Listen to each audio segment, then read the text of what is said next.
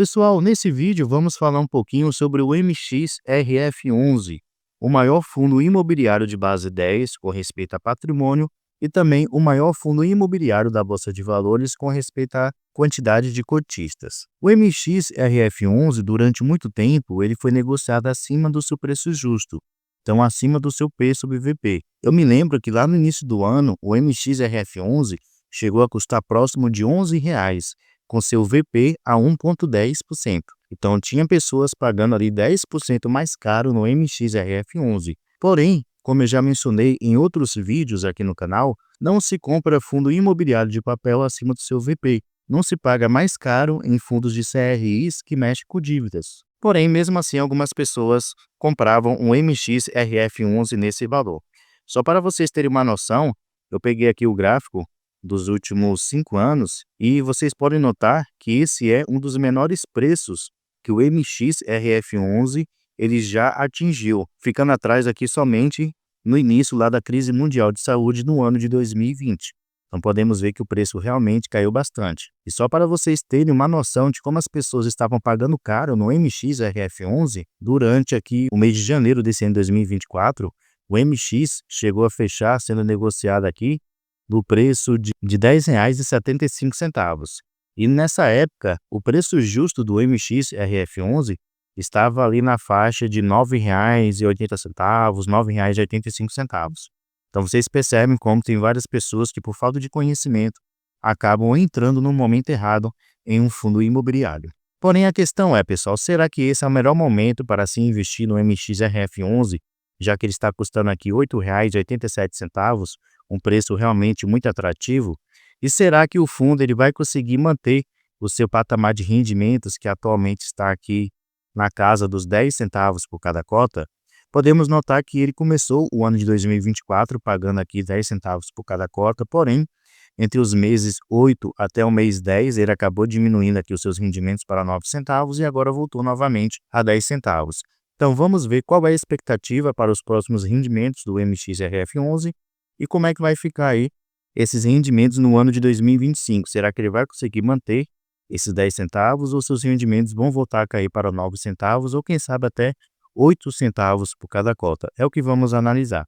Primeiramente, pessoal, para a gente saber se o fundo ele vai conseguir manter ou não seu patamar de rendimentos, devemos saber como é que o fundo ele gera receita, a receita mensal. Então, fundos imobiliários de papel como o MXRF11, sua principal fonte de receita são os CRIs, os certificados de recebíveis imobiliários.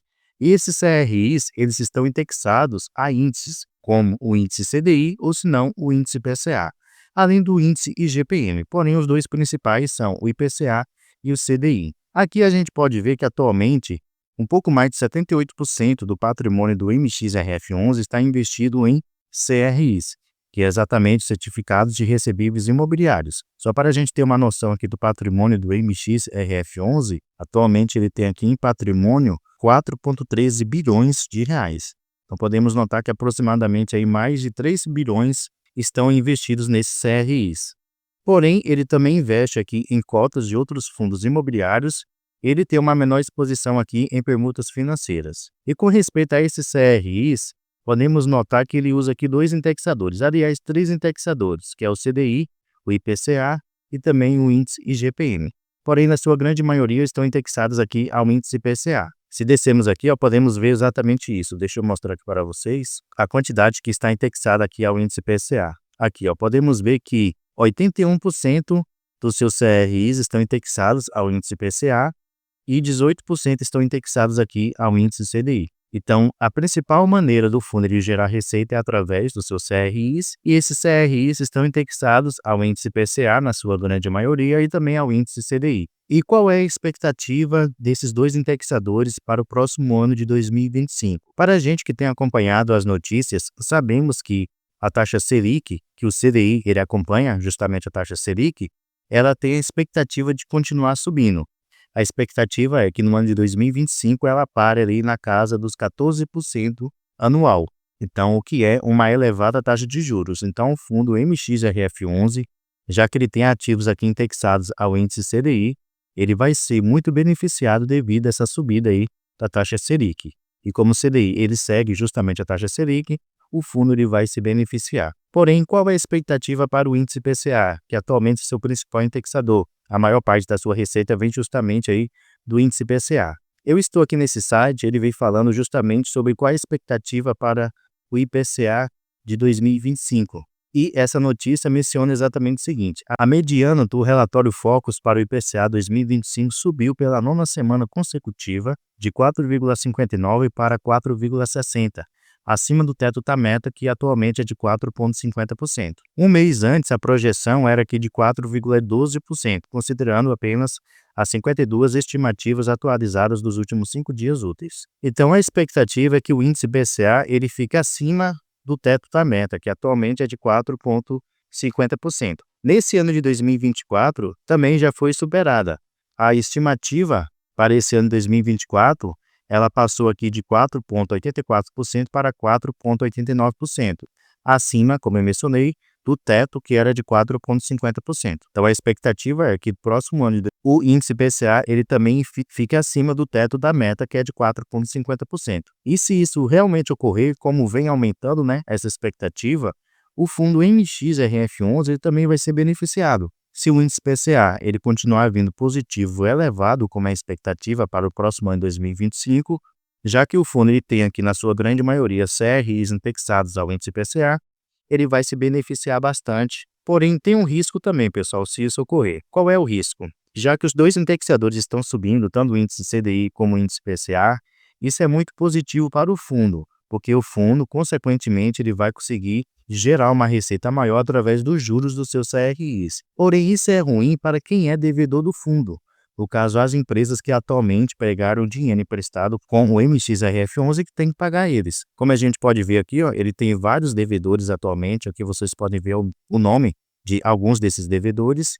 Então, para quem é devedor, é ruim, já que ele vai ter que pagar um valor maior. Por qual motivo? Porque atualmente as suas dívidas são atreladas a um indexador, como aqui no caso o índice IPCA, mais uma taxa fixa de juros. Essa taxa fixa de juros aqui, ela não se modifica, já que ela é fixa, ela sempre vai ser essa taxa. Porém, o indexador, ele tem sua variação, para cima ou para baixo. Como a expectativa tanto do índice IPCA como do índice CDI é serem mais elevados durante o ano de 2025, então os devedores do MXRF11 consequentemente pagarão uma taxa maior de juros para o fundo.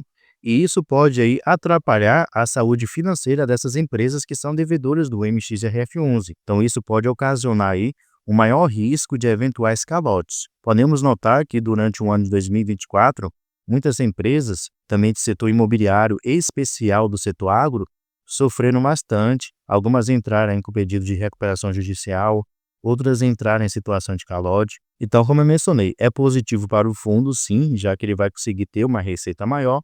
Porém, o risco do fundo, ele sofrer algum tipo de calote, os devedores têm uma maior dificuldade para poder honrar os seus compromissos, isso também pode aumentar consequentemente devido à Selic e o índice IPCA elevado. Algo aqui que vai minimizar esses eventuais calotes que pode ocorrer, porque como eu sempre menciono, quem empresta sempre tem um risco de levar algum tipo de calote. E os fundos de papéis são exatamente assim, eles emprestam dinheiro e, consequentemente, aquele dinheiro é devolvido para eles com acréscimo de juros. Porém, o que minimiza aqui esses eventuais calotes, se vierem realmente a ocorrer, é justamente a diversificação. O MXRF11 ele é um fundo bastante diversificado. A gente pode notar que o devedor que ele tem uma maior exposição é esse primeiro aqui, que ele tem um PL de 5%. Porém, todo o restante aqui é inferior a 5%. E por qual motivo isso minimiza, pessoal? Porque se o fundo, suponha que o fundo ele levou calote aqui da empresa Tecnisa. Atualmente a Tecnisa ele tem um PR aqui de 1,69%. Vai ser ruim para o MXRF11, sim, ele levar o calote. Isso é péssimo para o fundo. Porém, o impacto financeiro no fundo será pequeno, já que apenas 1,69% de todo o seu patrimônio, que é superior a 4 bilhões de reais, o impacto vai ser muito pequeno. Diferente se o fundo ele tivesse aqui um PR de 10% nesse devedor, na Tecnisa. Imagina aí o fundo ele deixar de arrecadar por mês 10% da sua receita. Isso teria um impacto muito maior, tanto na cotação como especialmente, como consequentemente nos rendimentos que o fundo ele pagaria para os seus cotistas. Então a diversificação, especialmente em fundos imobiliários de papel, é essencial para poder minimizar eventuais calóides que o fundo ele possa sofrer no decorrer do tempo. Então, pessoal, a expectativa do MXRF11, pelo menos na minha visão, é que os rendimentos eles vão sim continuar nessa faixa aí de 10 centavos por cada cota para o próximo ano de 2025. Como eu mencionei, o índice IPCA, a expectativa é que ele venha acima do teto da meta, que é de 4,50, e o índice CDI, que atualmente ele tem investimentos indexados ao CDI, ele também vai aumentar no decorrer do ano de 2025. Então, isso vai ser muito benéfico aí para o fundo. Pode ocorrer alguma situação no fundo que, infelizmente, ele acabe diminuindo aí os seus rendimentos para 9 centavos por cada cota. Porém, numa visão aqui a longo prazo, a expectativa realmente é que fique aí nos 10 centavos por cada cota devido seus principais investimentos estarem indexados ao índice CDI e também ao índice IPCA. E seu preço atual, pelo menos a minha visão, é uma excelente oportunidade de investir no MXRF11. Como eu mencionei, pegando um gráfico aqui dos últimos 5 anos, esse é o menor preço do MXRF11, tirando aqui o início da crise mundial de saúde. Então, um preço realmente muito acessível. Um fundo que possivelmente vai pagar entre 9 até 10 centavos por cada cota, creio eu que vai ficar nessa faixa aí.